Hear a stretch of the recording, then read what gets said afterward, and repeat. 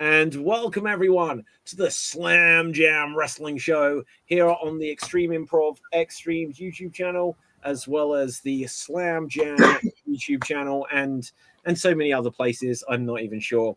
Let's get started, as is the tradition, with the opening credits. We're locked in the cage, it's the Slam Jam Show. We're dynamite, you better feel alive. We're better than you, and you know it. Yeah. If you don't like it, we got two words for you. Slam Jam, Slam Jam. Feel the power, feel the roar. Slam Jam, it's the smackdown you've been waiting for. You can't see us, Chico, you've been serving hard time. Ooh, yeah. Slam Jam, and that's the bottom line. Slam Jam, now there's a Slam Jam wrestling show. We're life for life, the girl is the big show. You got no chance with Gorilla Boogie. That's where it's back to us if you spell what we're cooking. It's a Slam Jam wrestling show. The champion's here. Snap into a Slam Jam. The Slam Jam show. Yeah, yo. Yeah. Oh, you didn't know. It's the Slam Jam show. Freedom blast. Whooping ass. It's the Slam Jam F1 show from you. Yeah. Yes, hello and welcome to the Slam Jam Championship Wrestling Show here on Extreme Improv, Slam Jam, and probably some other places. Smash the subscribe, hit that follow, click the thumbs up wherever you are. We're going to be discussing all kinds of stuff on today's shows. Now, almost breaking news. Apparently, Hulk Hogan is alive and well, but an hour ago, there were rumors that he was on his deathbed. So that was almost going to be probably a leading story, but it may turn out that is absolutely nothing. Other things. Sorry, what's that? Doesn't work for me, brother. Yeah, imagine death comes. Please, I don't want to say anything and then something bad happens. Yeah. But death comes in the room. That doesn't work for me, brother. It's like literally Kick the out way- of one. Yeah, he kicks out on one. Yeah, absolutely. Right. Okay, but we're going to be discussing other stuff. Last week we discussed the rumors of Goldberg's return. Goldberg has now returned. Will face Gunther. Gunther says that he has 3 minutes for him, and there's a ton of other stuff going on. We are literally days away. I believe next Sunday is AEW's All In, and also well, yeah, like WWE's going head to head with it. Is it next week or is it the week after? I can't That's remember. next month, isn't it? Next month. Is Well- it next month? What's coming up like in a week's time? Saudi, isn't it, next week? Oh, it's Saudi. Yeah, okay. There's stuff going on. I've just come off another show. I wasn't really paying attention. Right, so let's meet tonight's lineup, starting with Dave. Say hello to the people. Hello, people. Been a little while. Can we just address the elephant in the room? How on one end of the theme to the other end, Dave has changed from a scarf and a ski mask to a cap and shades. Yeah. The scarf is What's got to hanging wear? on. It's hanging on. It's hanging on. Right. Say hello to the people, Gav. Hello, people. I was gonna say you got a little madness in there. I have lots of madness tonight, guys. It's hyperactivity. It is like heat stroke, I think. There you go. Right. Ian, say hello to the people. Hello to the people, and hope you're staying cool wherever you are. Yeah. 'Cause Okay. we're not. We're definitely not. It's insanely warm. This is it's weird that we have everyone's in the UK, I trust, at the moment, right? We're all from the UK, which is unusual on this show. But the crazy thing is, like, when we get hot weather, because we get it for like 2 days and then it disappears, we can never adjust to it. So it's from one extreme to the next. So yeah, let's discuss what's been happening in the world of professional wrestling. What's any hot takes or what is on anyone's mind that has caught your attention this week, guys? I think the big one is Liv Morgan. isn't it? Liv Morgan. Liv's injury, yeah. Oh, have you seen? I don't. It's not. I don't want to get like unpleasant photos, but have you seen the shoulder as it pops? I'll have a quick look, but I don't really want to bring it up. It's not it's not the worst injury I've seen, but obviously it's pretty bad for her. I've seen it when it actually happened, but like, was there other pictures, photos of it? Or? So there is like someone has got like the freeze frame of where you can see like the big crease, Liv Morgan. We'll see. If I think it's too rough, I won't bring it up. I can't see goddamn anything in these sunglasses all my day. Right. Okay. So I think the difficult thing with it is that it was such an innocuous bump, and it's those innocuous ones that can be the real where the real damage happens, you know. And I dislocated my knee last year, so I was just like, no, can't even cope with the word dislocated. Yeah, you dislocated your knee, did you say? My kneecap, it was out of place for about 2 You don't hours. have to go into the story, but how did that come about? Well, it's similar, not similar in that I was in the ring, but in that it was a nothing thing. I was playing football, facing one direction, turned to chase the ball, and my knee just went, see ya. And that was... You're facing one direction, your kneecap was facing the other. Literally, yeah. Oof. Literally, I was going to say, did it not shoot up your leg? No? The kneecap? Yeah. It shot round my knee to like... Okay, yeah. Want any more? I've got more.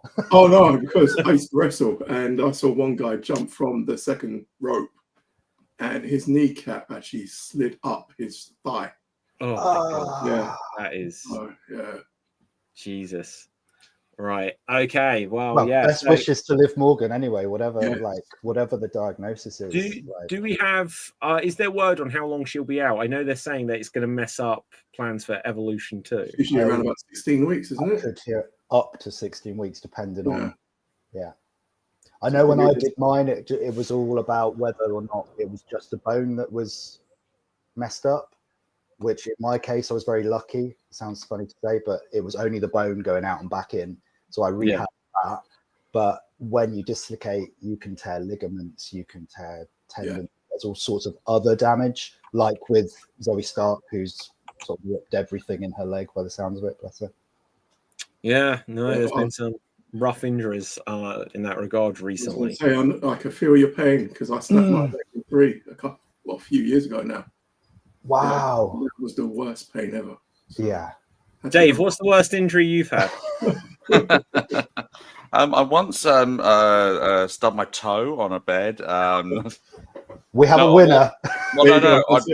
I've never done like what I've done and actually been in a wrestling ring, but I've told this story to Dave before, and he knows what I'm going to say.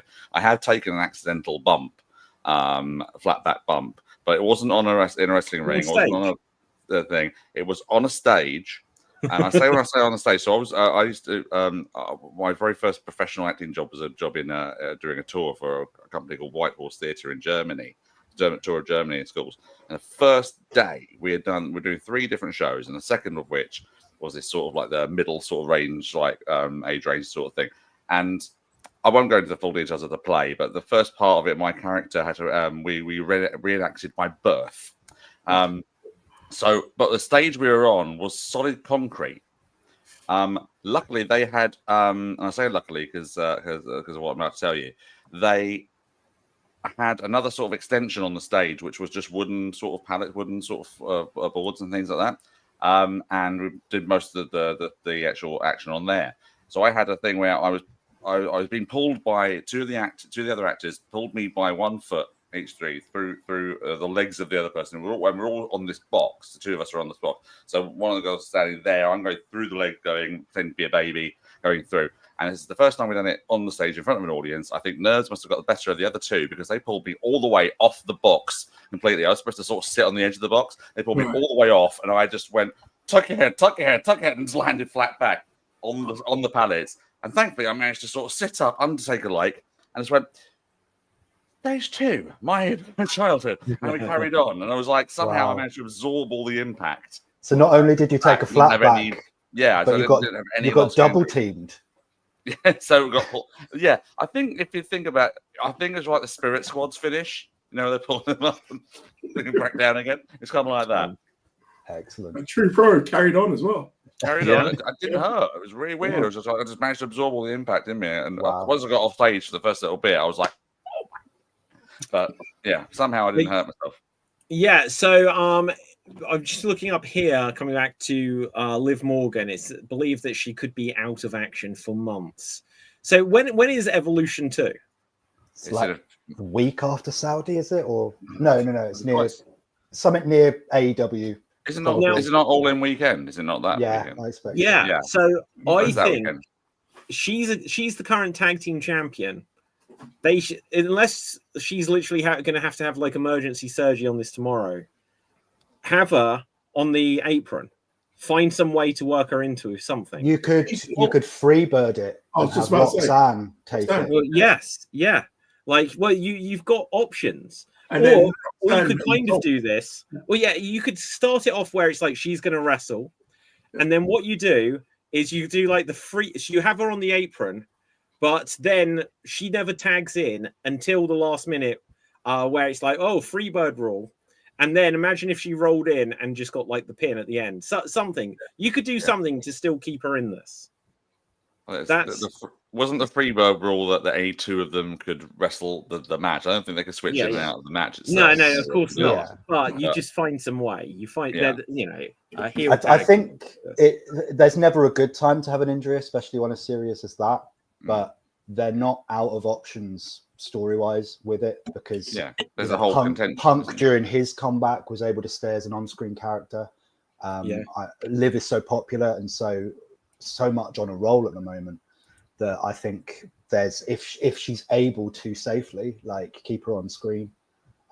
You've even been teasing stuff with Liv and Raquel, like even on the Raw before she injured herself was a bit of dissension between Liv and Raquel, with Raquel being like, I can't come.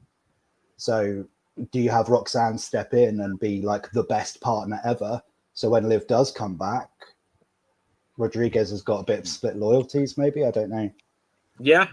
I mean, the only thing I'd say on that is if you have someone step in as the women's tag team champion, doesn't this sound a little bit familiar with the whole Naomi situation? Yeah, right. Yeah. Which they could do that, and they could if they say like history is repeating and look how it turned out, they could lean into that. Then all they need to have is just like Jade meet someone backstage and be like, I've been down this route before, I know how this goes. And maybe it's that it isn't that way, or maybe it is. Dev, say hello to the people. Hello to the people. Good.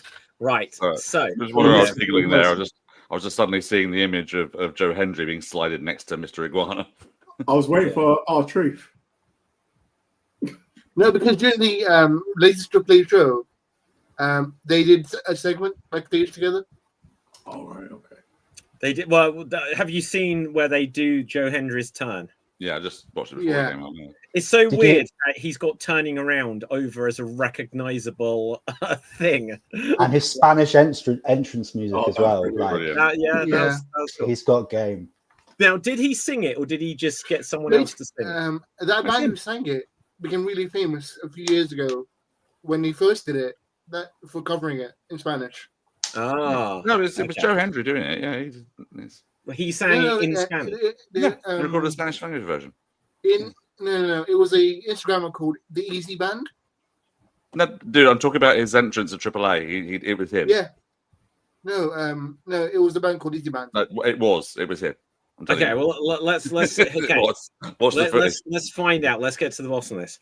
Who sung Joe? Okay, it was Joe Hendry. I know. Well, we're saying that Joe Hendry's theme in Spanish. Right. Boom. And Triple Mania. I'm not going to ask this question again. Like, okay, let's just find out after the show. Don't worry, we'll just find a clip. Okay, fine. Right. Okay, good. So where we Dev, just to catch you up, we were discussing about Liv Morgan's injury, how that's going to affect Evolution 2. We briefly touched on, I'm sure you saw the rumors like an hour ago that Hulk Hogan was seriously ill. Turns out it isn't true. And the funny thing about that story, just coming back to that, is the rumors that he was on his deathbed was apparently being reported by Bubba the Love Sponge, which is like his arch nemesis in life.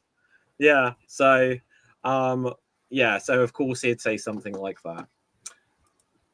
But, If it wasn't going to be him, it was going to be Jonathan Coachman reporting lies as usual. He's reporting a lot at the moment, isn't he, old coach? So yeah.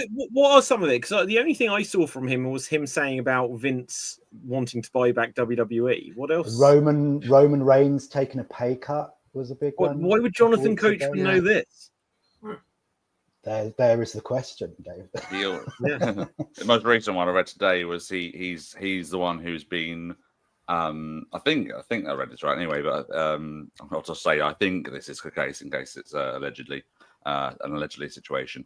He was also feeding the rumors that Britt Baker was being signed by WWE and leaving AEW, which apparently is not the case. I mean, is that a safe bet though that it will eventually happen, or has she missed the boat there? Go on, Dev. Honestly, I would like to see Adam Cole back in WWE because he was treated much better in WWE than he is in AEW.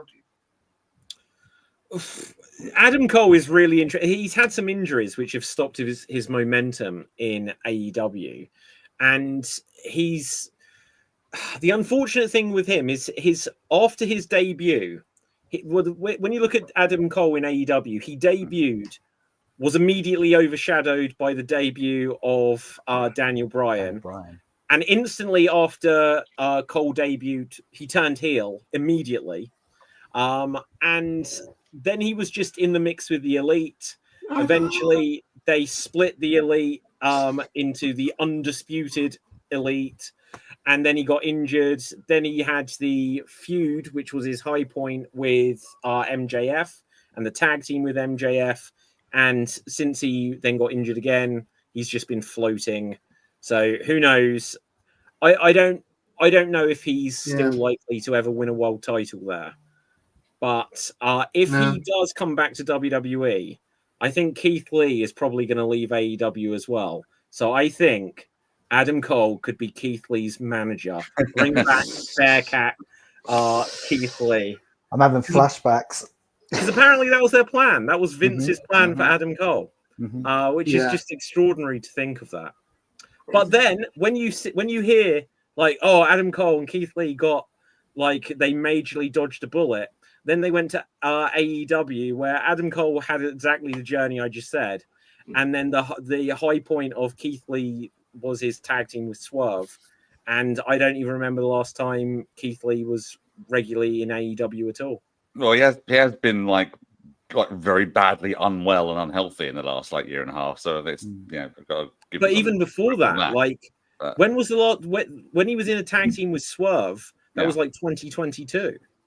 He was building up. They're building up to him and Swerve at one of the year-end pay-per-views. I can't remember which one it was now, but that's when his health issues stopped him from being on that show. Yeah, I think he reported. I think he said on someone on Twitter recently he's feeling okay now and all that sort of stuff. But there's no news on his comeback if any. Yeah. Certainly. Well, okay, good. So let's get into a couple of the other quick stories, and then we can talk about Raw and where things are looking like they're going for pay-per-views and that. One of the ones that caught my attention today is The Undertaker interested in joining WWE Creative. What's anyone's takes on this? Would this be good? Would this be bad? Go on, Gav. I'm not feeling it. But, I don't know. The Undertaker character was brilliant. Yeah. And that was brilliant. Obviously, Hall of Fame. Would his booking be a bit, pardon pun, dead? His character. I don't know. I listen again. I might be wrong here. I listened to him on some podcasts before, and his podcast is pretty good. But when he's being interviewed, I don't get the same energy. I don't know. And does that then transmit onto his booking? I mean, maybe. The one thing I think probably with him is okay. So I'll give my very quick thought, and then I'll come over to you, Dev. I see. What the potential of this to me screams of Triple H runs the main roster, Shawn Michaels runs NXT, Triple H is getting another of his guys and just basically building out his guys as a protection bubble around him. Because you think Taker's a Triple H guy? Yeah, 100%. Like Taker and Michaels came along to announce that Triple H was being inducted. Look at the whole saga of Shawn Michaels versus Undertaker, Shawn Michaels versus Undertaker, Triple H versus, like, it was just like their annual get together in the end. That's fair. And they're from the same era. And the way I see it is, as soon as Vince was gone, they were like, oh, it's the Paul Levesque era. It's the Paul Levesque era. The next year, which was this year, they're inducting Triple H into the Hall of Fame. Oh, I didn't know. I'd have never inducted myself. Oh, I'll just do an hour and a half speech. It's fun. Yeah. Oh my God, yes, right. I didn't even watch the whole thing in the end. But what I see is there's even, again, this might be a Jonathan Coachman one actually, recently, saying about Triple H not at a certain point being ousted. And so if you're gonna take out Triple H, he's one person. But if it's the whole package, well, if we lose Triple H, then we'll lose Shawn Michaels and we'll lose The Undertaker. And suddenly, if you lose all of this knowledge and expertise, you get your guys around you if you run it like a mafia, basically. But go on, Dev. So I think that he wants to get Taker to run SmackDown, him to run Raw, and Shawn to run NXT.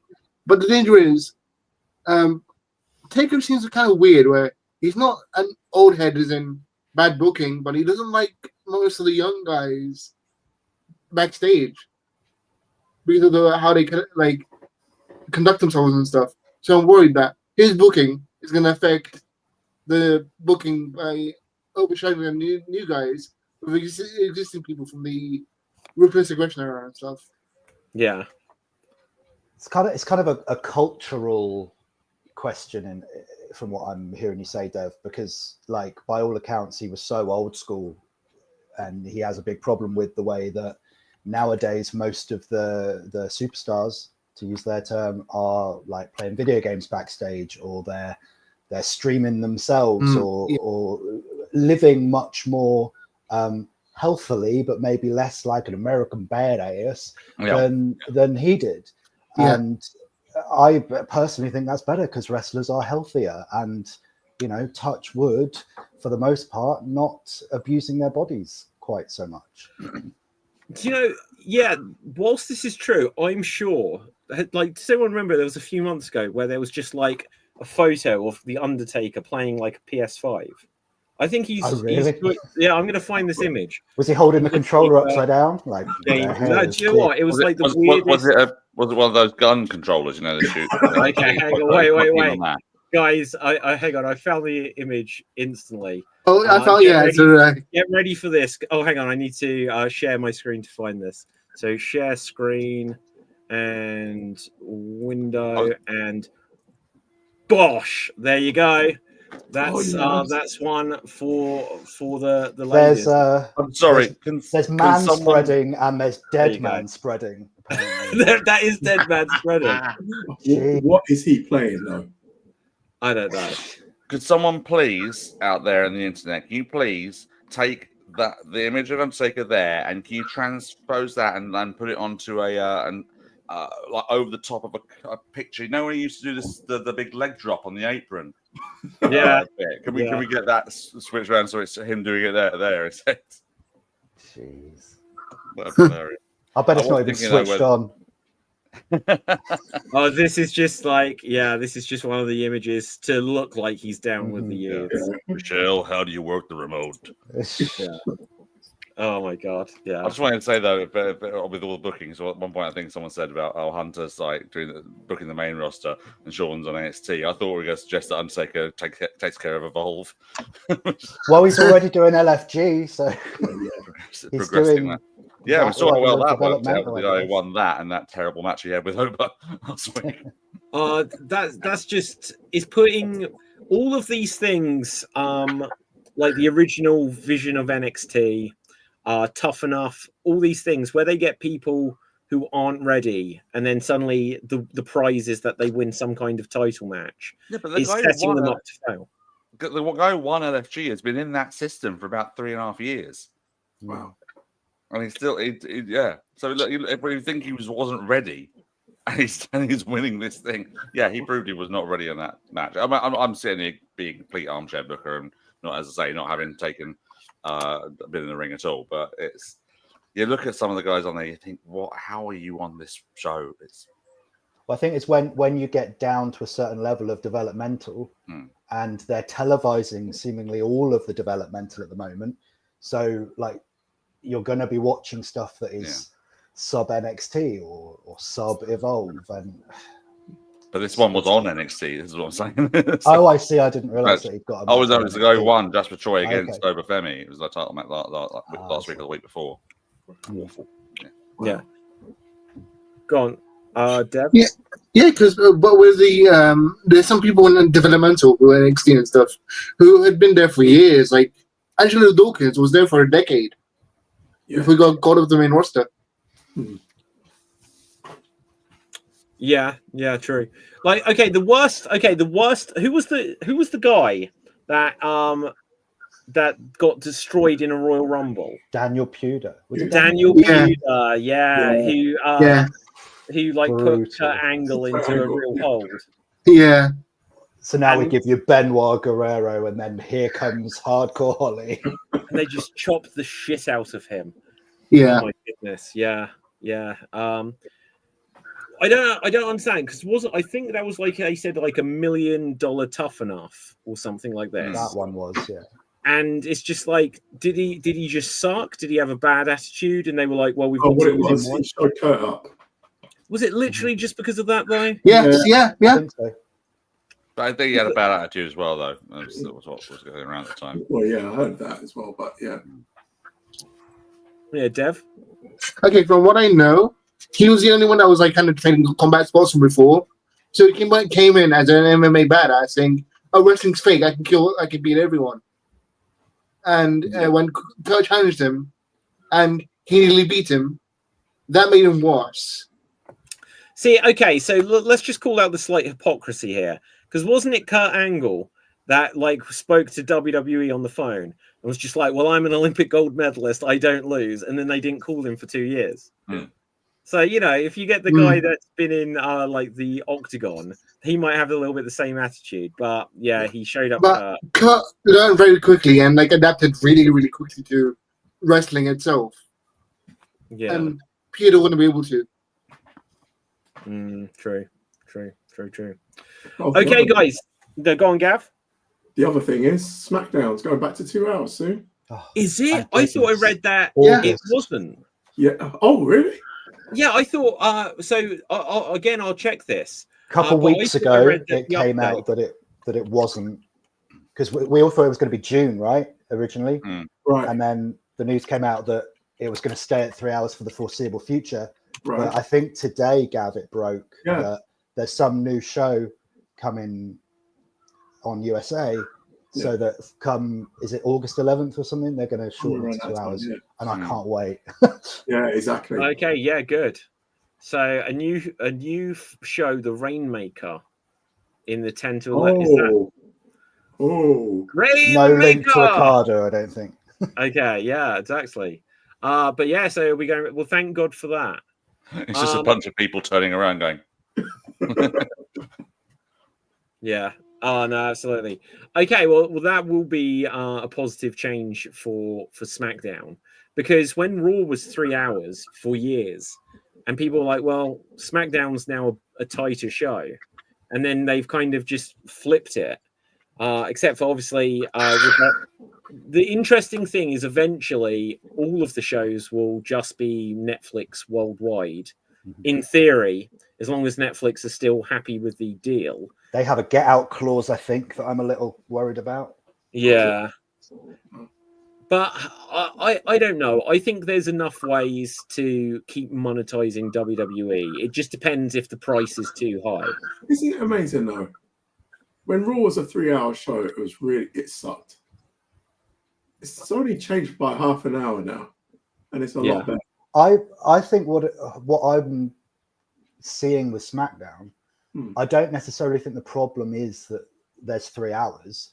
I think it's that what they haven't done, or what I don't feel like they've done, is create a third hour of content. what they've done is taken their 2-hour format and stretch it so that every match ends up an extra commercial break longer, like every promo, like, and so it just feels like I can just feel this sagging energy, like with some of those matches, and they're not bad matches, they're just too long.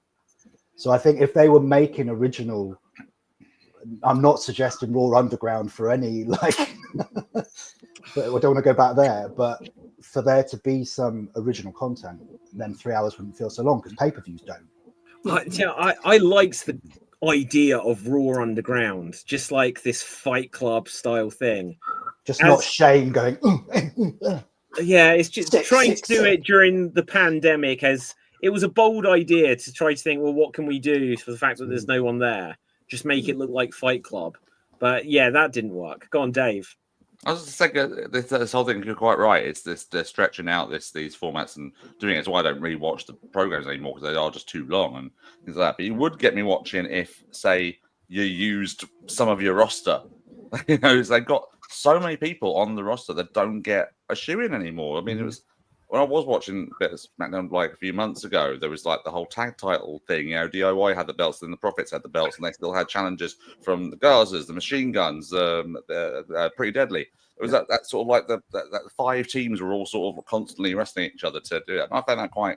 I don't think the crowds found it very interesting, but I did as a tag team wrestling fan. I quite enjoyed that. You know, you can put other teams in there. Now you've got Fraxium are in there, and sadly the Wyatt Six are in there, which, you know, wasn't a great example as of last Friday. But the point is that you know, you've got all these people you can put in there and put into matches. Just have a few.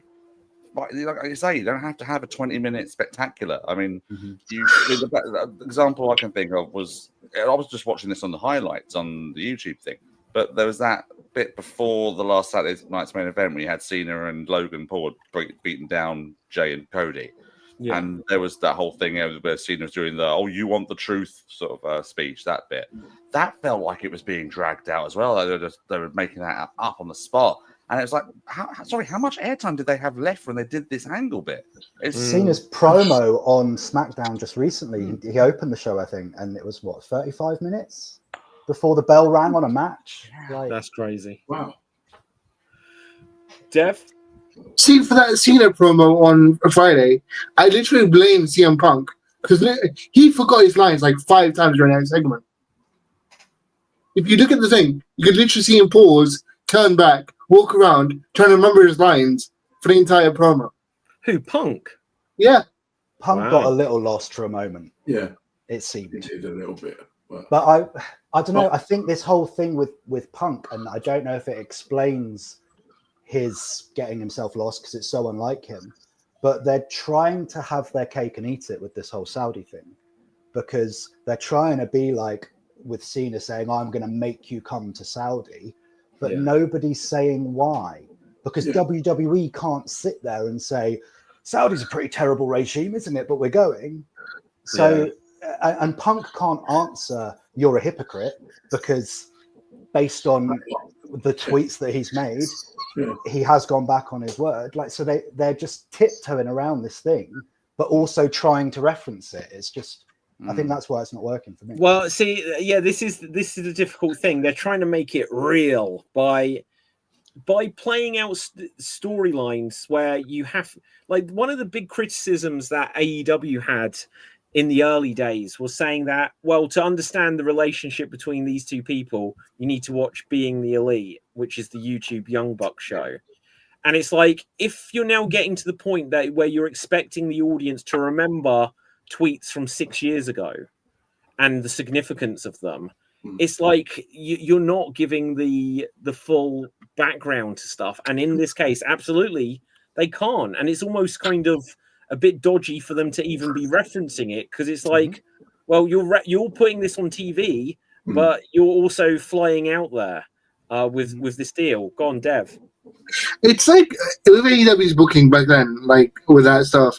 It reminded me of like the Marvel cinema, the MCU. It's like, to understand what's going on here, you need to watch TV show X from 5 years ago, where we were real disinformation.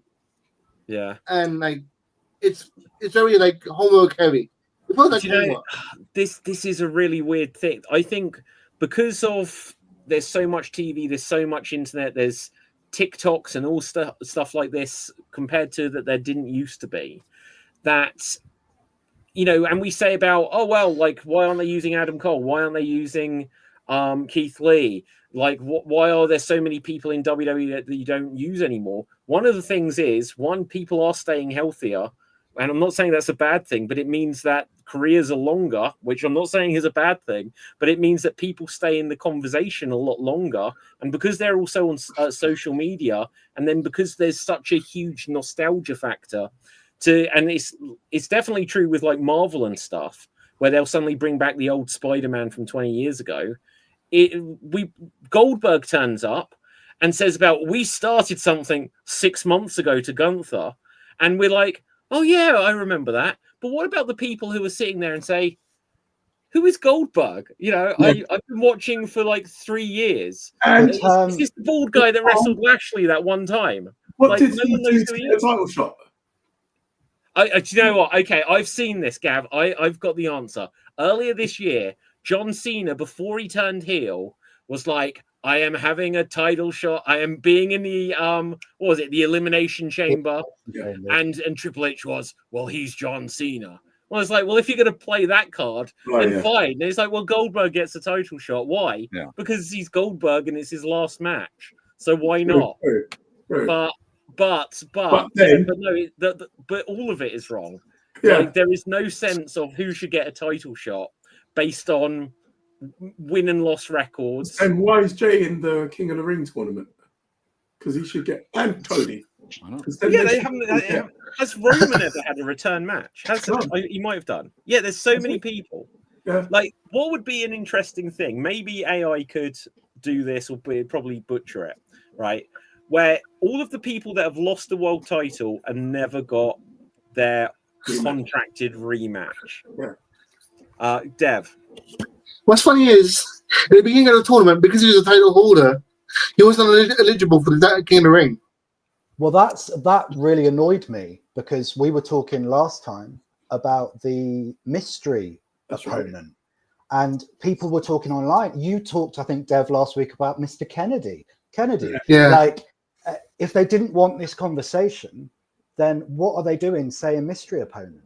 Because they knew it was Jay. Like, all they needed to do was say, okay, the loser of the Jay Gunther match has been placed in that fatal four-way. And it would have eliminated all of the conversation, because I know we had a bit of a laugh and a joke about Mr. Kennedy last week, but these serious, earnest conversations. I heard people talking about Dragunov coming back. I heard people talking like and devoting their energy to trying to invest in this mystery opponent. But it's just we couldn't put Jay in there because that would spoil the result. Yeah. And yet they pre-announced Oscar's return, where she could have been the mystery person. Yeah, exactly. Returning. Yeah, she was great, by the way. Like, Oscar was great, and her music is back. Yeah. There's no Death Rebel. Don't wait too long. Did anyone see the story about Jordan Grace having new music? She debuted new music, and apparently I watched her entrance. And the comment I put on where WWE had shared this was, it sounds like generic WCW ham and egger music from the early 90s. And then apparently the audience chanted "Fire Death Rebel." Excellent. And I don't understand. I never understood why they got rid of Jim Johnson. Yeah, all of that era. When you look back, and he was what? Even CFO, the others, even them, they were brilliant. I'm a Jim Johnson guy, right? Him or Jimmy Hart. Just give me like a distinct tune and some lyrics about the wrestler. It's the meme of the horse, isn't it? That Jim Johnson was the beautiful drawing of the horse, and then CFO was like, okay, it's still a horse. And now we're in the Death Rebel. Now it's a load of horse. Right. I mean, like, literally the evolution of it has been, when you go back and you've got the Honky Tonk Man, or you've got $1 Million Man, stuff like this, and it's literally either Shawn Michaels singing his own theme song with Jimmy Hart going "sexy boy" like this, and it's great. Yeah. And then you have like the era of like Batista or Edge. Their music is cool. but it's just cool music. It's so crazy because, like, the thing is, Royal Rumble times, like, I was just going to say, yeah, you just need the first chord, and people usually know who it is. Now you're looking at the Tron to see whose name pops up. Yeah, you just don't know. And I confess, like, I stopped watching for a while.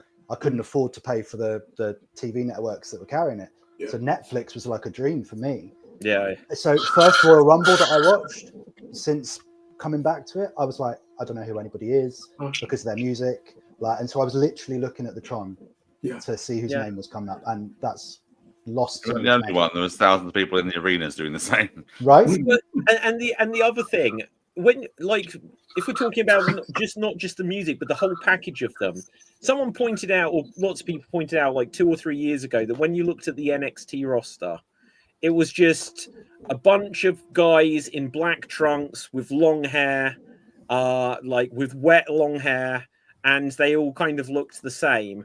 And okay, so I don't know, these might have been changed in our group chat. Do you remember when Assad renamed everyone? Just like, he's still called Rafer Buzzington. So if you see that name in the chat, Ian, if you've joined recently, I don't even know if you were in the chat for that era of it.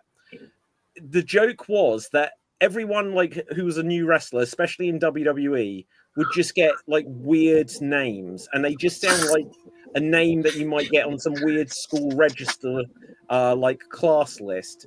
Whereas again, in the past, you'd have people with like gimmick names or their real name, just with like the Hammer or the Dragon or something like this attached to it.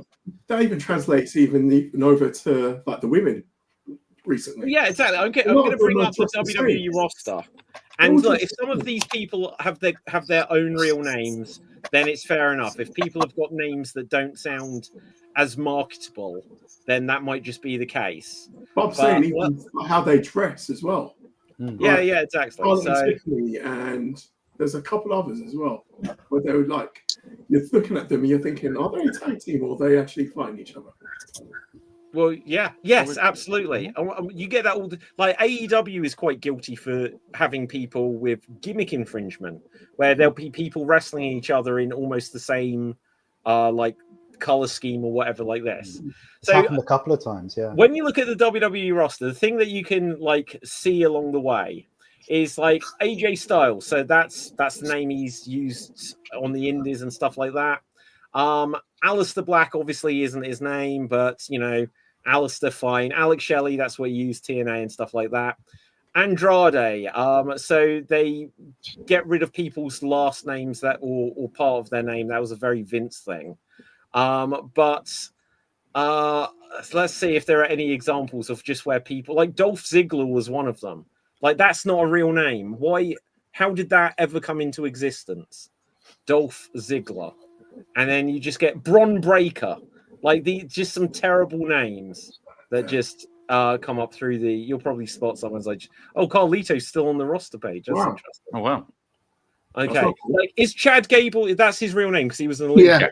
Yeah. Okay. Fair play then. But who the hell is some of these people? No. Like, there's some NXT guys in here that I don't watch. If you don't watch NXT, some of these names. Yeah, there's going to be some. Well, this is where you.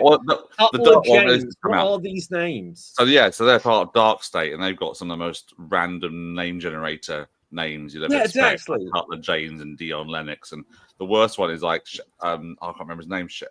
It's Shannon Sharif or something like that. I'm not sure, but it's just a really weird name. The thing, I can't remember it. That's how bad it is.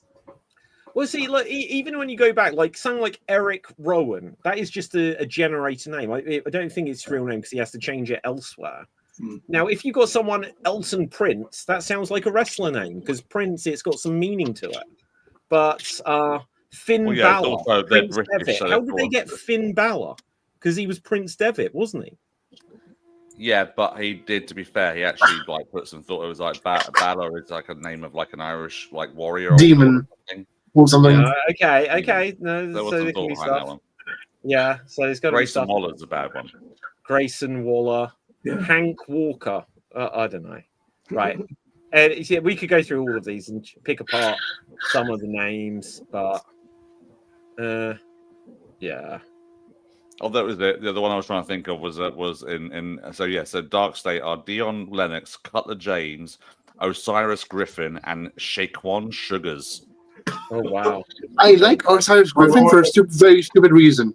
Because when he got his name, the first thing he did was post Family Game memes for for the whole day. Yeah. You did what? Okay, so Killer Cross posted Family Guy memes. Okay, so where did Carrion come from? Because he was Carrion is a demon. Came from a bunch of it came from a bunch of Carrion British is like a carcass, isn't it? Like I think it came from a bunch of British comedy movies from the 60s and 70s. The Carry-Ons, I love it. Good, yeah. Yeah, I don't know. There's just perhaps they're not quite as bad, but perhaps I'm just more used to it because I just don't. Maybe in like the early 80s, but I just don't think in the 90s where everyone had a gimmick, you wouldn't have got like the likes of what the hell is that? Luca Crustifino. He's the reincarnated. You're talking about gimmicks. He's part Malik of Blade. a mafia stable in NXT, so they are doing like characters and things like that in there. So. Okay, right. Wow. Okay. Anyway, so let's come back to Raw and this week and stuff. Obviously, we've touched on it lightly, saying about Goldberg versus Gunther. Apparently, one of the things I read with it is Goldberg almost missed the show because he forgot what day Raw is on. Did you hear this? Isn't that amazing? That's crazy. Monday Night Raw in the Monday Night Wars with Monday Nitro, and apparently Goldberg forgot what day Raw happens. Did he start the day by hitting his head on a locker room door or something? Yeah, exactly. That's probably how he starts every single day. At least his promo. And we'll ignore the fact that he could barely climb up the ropes afterwards, but he didn't outstay his welcome. He got to the point, and that's the best we can hope for, I think. Well, certainly from my point of view, just get in, don't hurt yourself or anybody else, have your moment, and thank you very much, goodbye. You have to believe that Gunther is good enough to work around Goldberg and pull something. The fact that Gunther put onto social media is apparently I'm next. I can spare 3 minutes. Now, if that is planned as a 3-minute match, I think Gunther is going to pull something out of him, and I have a tiny suspicion that it's actually going to be something decent. I think he's gonna what? Right. I think he's gonna pull a 15-minute match out of Goldberg. Well, even in 15 minutes. No. Yeah. Even in his prime. No. His thing was 3-minute squash. Yeah. How long did Undertaker versus Goldberg last? Too long. 8 minutes. Too long. Because look, when that match was happening live, I was actually, until it was so clearly botch after botch. Yeah. At first, I was like, they're going for it. Yeah. Exactly. I was like, I haven't seen Goldberg have this long a match, and they were doing things, and it's like, oh, he dropped Undertaker on his head. Oh, he's knocked himself out. Oh, Undertaker's dropped him on his head. Yeah. Super Showdown 2019. Let's see how long it actually went. Lashley pulled a match out of him. Yeah. Undertaker defeated Goldberg by pinfall, 9 minutes 35. I think we're going to get 2.5 minutes where Goldberg is in a headlock, and he's going to be fading. They'll do the arm stuff, and then Goldberg is going to forget, and the ref's going to be like, "No, he got his arm up. This is going to happen." Is his son going to be involved? Yeah, probably. I think that Gunther can get some heat. I think there is a strong chance that Bret Hart will be involved. They already dragged Bret into the story. If you remember a few months ago. Yeah. So a few months ago. This goes back to the homework thing that you were talking about. Yes, exactly. So Bret was in the ring with Gunther, and Gunther was, Bret, you're my second all-time favorite. And the fans boo. It's like, second only after Bill Goldberg. And Gunther's face, he's just like, this is a great line. He's loving it. And then a few months later, they have Goldberg in the audience, and that's what this homework bit was, where Gunther's in the ring. He said, "Now I said you were my favorite wrestler. I was lying," or whatever. And so, I think there is a chance, though, that Goldberg will win. He'll win the title. They'll vacate the title, and then it'll be Gunther and Jay at SummerSlam. Because if you're gone, we've got money in the bank as well. Oh yeah, we touched on this last week. So Seth could. So will Seth cash in on Cena Goldberg? Goldberg, which one? Because look, if Seth cashes in on Goldberg, then he's the face. Crap storytelling dictates that then Goldberg gets a rematch, and I only want the one. Thank you very much. Keep Seth and Goldberg as far away from each other as you can. Yeah. Well, there's even potential story there because after Seth, I think who was it? After Seth hurt Sting, Bret Hart was like, "This Seth Rollins," and didn't Seth actually bust John Cena's nose where it twisted around? That was within. Then Bret Hart was like, "Screw Seth Rollins," and Seth was like, "I'm so hurt. I always looked up to Bret," and so there is a story there where Seth and Goldberg and Bret's on the outside, just like destroy each other, die like this. Oh, I don't know. I would put Bret Hart as the referee in Goldberg versus Gunther. I don't know about that one. Triple H ain't giving Bret that spot after the eye roll at Mania. Bret's not coming. Bret ain't coming. Yeah, and Triple H after that, he must have just been like, there is nothing I can do to apologize to this guy, to make it up to this guy. Yeah. That was amazing. Brilliant. I forgot. Stole WrestleMania. Yeah. Okay, Dev, did you... Yeah, so with the actual Goldberg and Gunther match, I think his son's going to get involved, and that's how they're going to shorten the match. They're going to have a Goldberg's son, Gage, will get involved, and that's how they're going to shorten the match and have a DQ / Dusty finish where he doesn't lose the title. Do a DQ in Goldberg's last match, surely. Yeah. Well, this is why I think Goldberg is winning. His merch doesn't say Goldberg's last match; it says Goldberg's last ride. So it suggests that there is. I don't know whether he. I'm praying that he loses to Gunther, and then give him you remember we had a match with Ziggler at SummerSlam. It was great because it was done. Let him go out spearing some jobber. And ride off into the sunset after losing to Gunther. Please. Look, okay, so I don't know what I think this is red pill, blue pill if you're choosing this or AEW, but there is the poster for it, and it's Atlanta, Georgia, which is his hometown. And so I think it has to be the last one.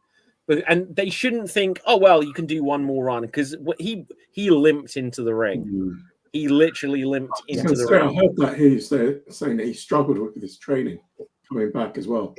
Did he tear something? Probably. Yeah, he injured himself during training. Yeah. It's so weird with Goldberg because when he was first coming back, when he made his big return and beat Brock in a minute and a half, and everyone was like, "Oh my gosh, this is going to be amazing," kind of thing. He did say about what he had to do and that he's doing a lot of kickboxing and he's gonna, he's slightly lighter, but now he's more agile.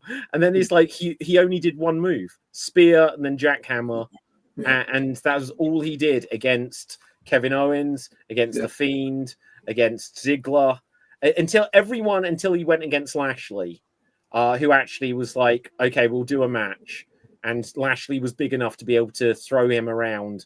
And also throw himself around to try to make Goldberg look half decent. I just hope they're not going to try a jackhammer. Gunther's bigger. There needs to be a conversation somewhere about not even trying a jackhammer. I think Gunther could jackhammer himself. I don't know if Gunther is bigger than Goldberg. Do you know? Just that he's got a larger. Okay, frame. let's get that segment because go on, Dave. I was like, if it was old school Gunther when he was Volta, or massive big guy, like proper giant guy, then that would be pretty insane. But because he's slimmed down so much, he's still got a large frame though. A unit. Okay, so check this out. So in terms of larger, he may not be large in mass, but look, I was surprised that Gunther, Goldberg, may have shrunk a little. Yeah, it's not impossible. Yeah, but he's like older, don't isn't look he? down Shouldn't upon he him. get older. Yeah. So I don't know. Like Gunter need to do just one job. Please don't The go older for brother. it. I want it to be that Sami Zayn wins King of the Ring and it goes on to do the better, like the final of the 3 matches that him and Gunther have had. Yes. And Sami and Gunther at SummerSlam. And Yeah. then Seth. And then Seth. Is in on. Yeah. Did someone mention that in last week's show? I think I'm getting I that. mentioned it last week. Ah, Yeah. okay, that's what it was. That's what I'm holding out for. Will Sammy turn heel? No. Yeah, I think he. I think he will needs do. to at a certain point. I think Not against Gunther though. I'm not against Gunther. No, not against Gunther. No. But like, I think he has to turn heel soon. As far as Seth goes, though, wasn't there a whisper in Cody's ear? So they're teasing something with Seth and Cody. Yeah. So I don't know where that goes. Mm. Whether Seth ends up sort of diverting into the WWE title picture. What rather do you than think then? Cody and Seth team up.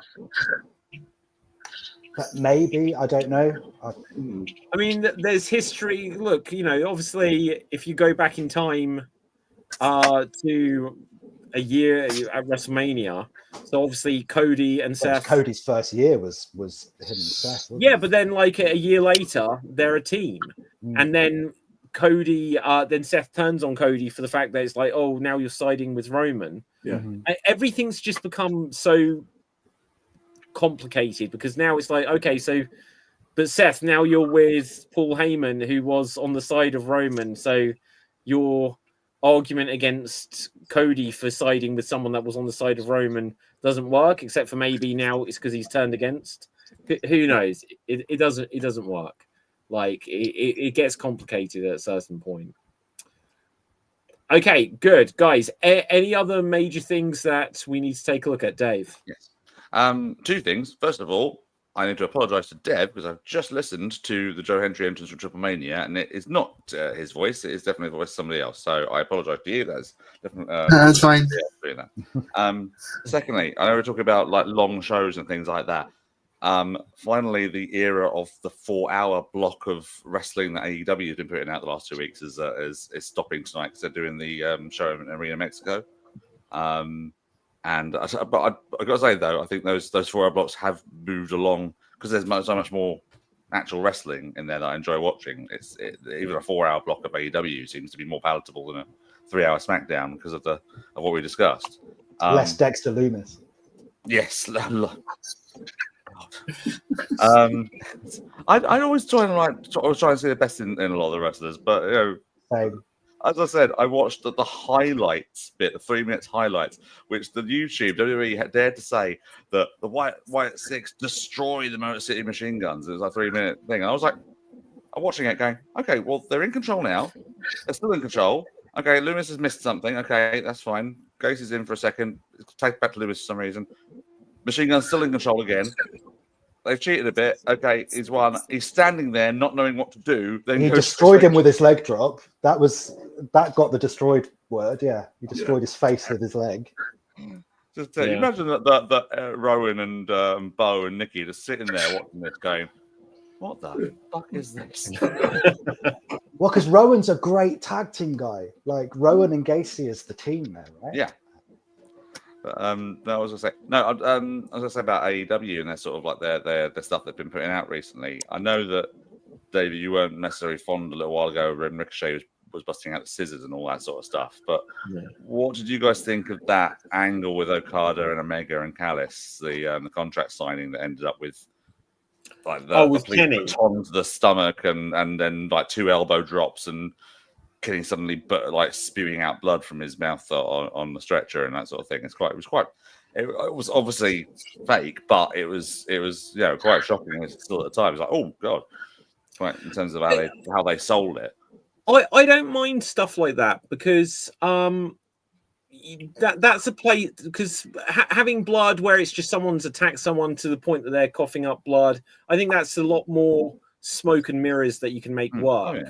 Versus I've got a pair of scissors and it's like it's obviously meant to be 1, a stab wound, and 2, too easily emulated by you don't know. You can you can think like, oh, if I'm gonna elbow drop my dad when I jump off the settee. You know, you could be like, don't try this at home.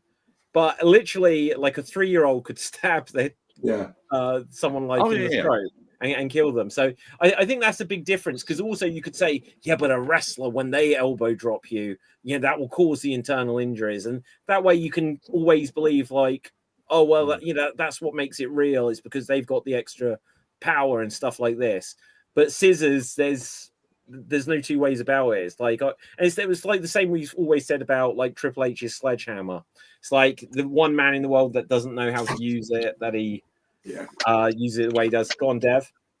Do you know why he does the protected one? Because it would kill anyone. No, he did it to someone like, I think it was Taker or Mick Foley or someone, where he concussed them by hitting them with the like actual thing.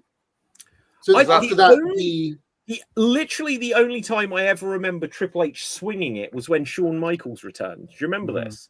Then he did like this, and they had the right camera angle, so Michaels just went like this. You don't know how much it missed by, and this was what, like 2002. So back then, not everyone would have, like nowadays. People would have had phones and just been like, it missed. Like, do you remember when Uncle Howdy was first there? And he got thrown and just like completely missed when Bray Wyatt was still with us, and Uncle Howdy got thrown and he just landed in padding, Go on, Dave. So I'm remembering, I think if I'm right, Dev, I think that the thing you're talking about with Triple H using the sledgehammer and knocking somebody out and things like that, I think that's Mania 17 against Taker.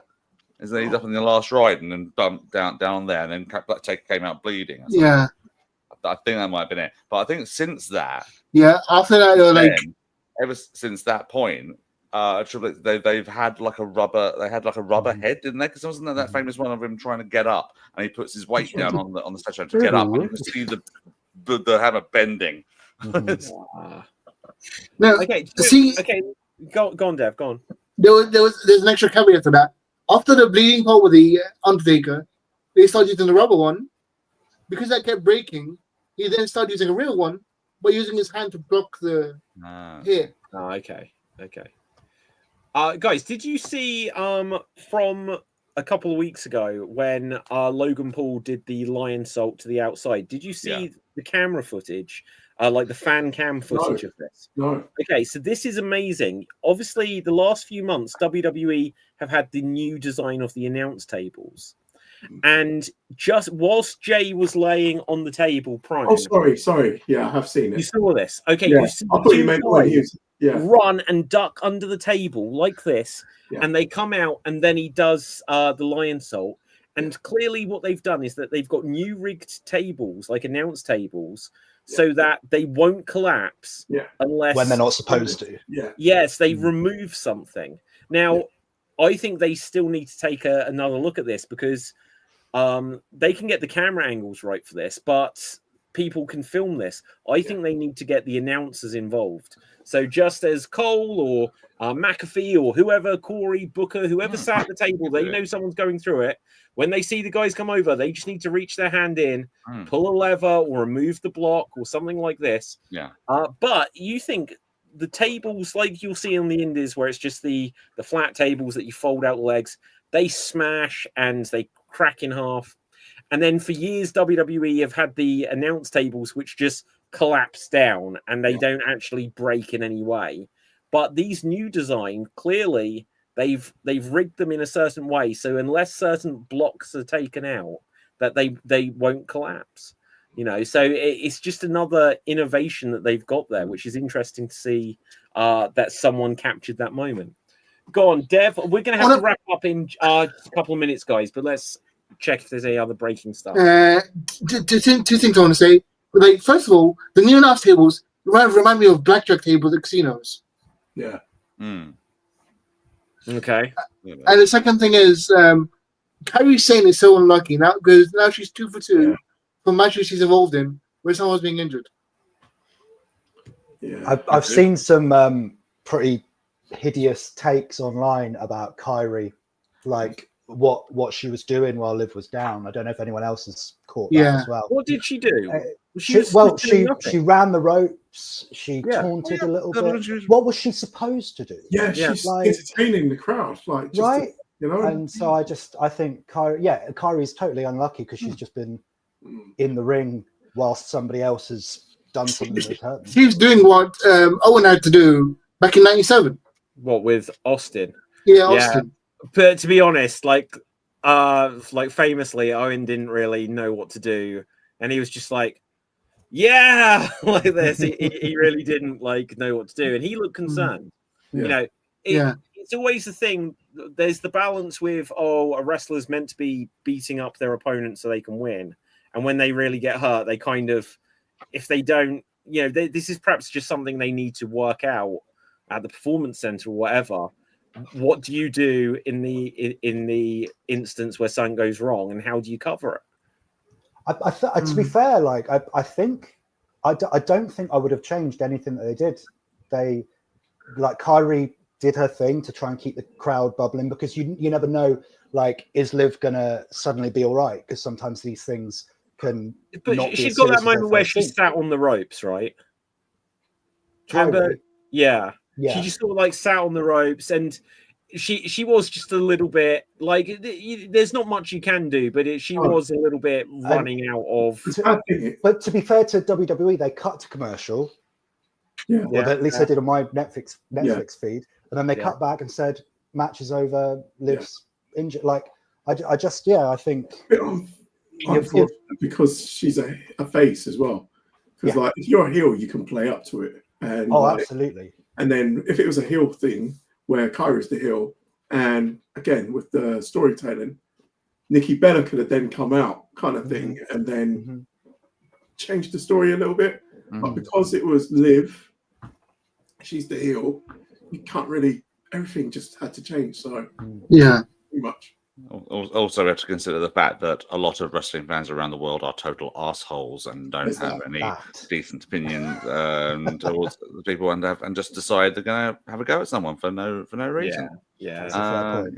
Also, I really want to have another situation in AEW. Talk about tables that I want to see another Sanjay Dutt situation happen with those tables. Just pulls one bit apart and just falls apart. Do you know I think the worst unfortunate thing you've had like that, where like something breaks which isn't supposed to, was in TNA years and years ago, where they said Jeff Jarrett is not allowed to use the guitar, and so suddenly he brings out a cello. Nice. Because technically it's not a guitar, and he picked it up like this, and the weight of a cello, because they'd gimmicked it, the weight of it, it just collapsed out, and you just see Jarrett's face. He just looks out like probably I've been dreaming of this spot for 7 months, and now he had to slam whoever threw it, AJ or whoever. Even better than that, though, was like an entrance he made for like, I think it was like a lockdown event where he has like the guitar, and he's got like the guitar with the pyro in it as well. So he puts it up there, the pyro goes off, and pyro shoots from the guitar. And as he did that, the guitar just fell apart. Ouch! Oh, amazing. Go on. With regards to that, Jeff Jarrett must be the unluckiest person, because back in WCW, that happened again. Him and someone else were fighting on a scaffolding near the entrance, and they were supposed to fall through the gimmick floor, right, to go through the padding. And while they're fighting, David Arquette walks out and falls through the floor, and Jeff Jarrett's like, "What the fuck?" Oh my god. Okay, guys, last thing I want to bring up. We don't know what to do now. Okay, the last thing I want to quickly bring up is, did you see this thing about there's some lawsuit where AEW and Jon Moxley are being sued? Yeah. I saw the clip again, and it's that he steals a screwdriver off of someone stood at the side, but he shoves him down in the process. Apparently, this guy then needed to have neck surgery, back surgery, spinal surgery or something. Spinal surgery. Now, that's crazy. Hulk Hogan, was it? It wasn't Hulk Hogan, yeah. It's the girl from WrestleMania, Austin. What's the take on that? Again, just in terms of chasing money. Elaborate. He's exaggerating it because, like, AEW is a big company and they'll pay out. I don't even necessarily think that my take is about the size of the company. My take is that wrestling, like, beyond the ever thinning veneer of kayfabe. Wrestling is a cooperation, and it's not just a cooperation between the wrestlers in the ring, the referee, the people in the back, and the TV production staff. And they all have to feel safe, and they all have to feel that they can trust each other. And I'm sure, he says, that if there had been a conversation beforehand of, I want to get my heel heat, so I'm going to take the screwdriver and then I'm going to shove you, then I can see a way that they would have come to that arrangement. But if he was shoved, and he's not a trained professional, he's not, he's holding a heavy piece of equipment, I can quite easily see that could have happened. And it's just it's against what wrestling should be underneath, which is a team collaboration. I mean, did that guy fall to the ground and just think, I'm getting paid, right? Is it maybe that kind of moment? Maybe. Sorry. You can still get paid and still think, hang on, what the hell was that? And I'm going, oh my god, I'm if he wasn't expecting the shove. He was obviously because I hear there was the screwdriver spot, right? Because he took the screwdriver from him. Yeah. That must have been arranged for the cameraman to have the screwdriver. So he's obviously up for working with the wrestlers on something. I'm a bit lost, sorry. Was he a part of the ring crew, or was he the cameraman? I don't think he was operating a camera. I don't think he was. If you see the clip, he's not holding a camera. He's one of the guys that's keeping the leads going. He's holding the leads and guiding the cameraman. I think that's what it is. But like I say, it's you can cooperate with the wrestling and be part of it. But if he wasn't expecting that shove, then your body's going to do things when it lands on impact, isn't it? Yeah. Okay. Well, we'll see what the updates on that will be as time goes on. I can't see that there's any other late breaking news, so I think we'll begin to wrap things up here. We'll get to go off air for that to happen, David, as you know. Yeah. Sorry. Yeah, we go off air and then some breaking news, as is the tradition. But let's find out where we can find everyone, and we'll begin. Gav, where can the people find you? Easy. Next week, right here. Boom. Dev, where can the people find you? You can find me on TikTok and Twitch under my name FWDAT, and that's it. Okay, Ian, where can the people find you? If you'll have me back, you can find me right here. Yeah, of course, absolutely. Dave, who we're still debating, but okay, we think we'll have you back, Dave. Where can the people find you? Oh, wouldn't be surprised. Degrino on Twitter and David Jervis Green everywhere else, and also my my improv group LAPD Improv. Just announced our next show for 21st of August, so follow them for that. Okay, fab. Now, guys, if you'll have me back, my name is David Postansky. You find me on Facebook. Well, we were here before you, David. So, I mean, come on. You were here before me. We're not back. Shot. Okay, so yeah, David Postansky. Find everything Slam Jam and Extreme Improv on all of the socials. Just look for Slam Jam Wrestling Show or look for Extreme Improv. And with that, until next time, stay safe, always stay extremed, and keep slamming and jamming, you Slam Jam bronies. Boom, and we're off the air.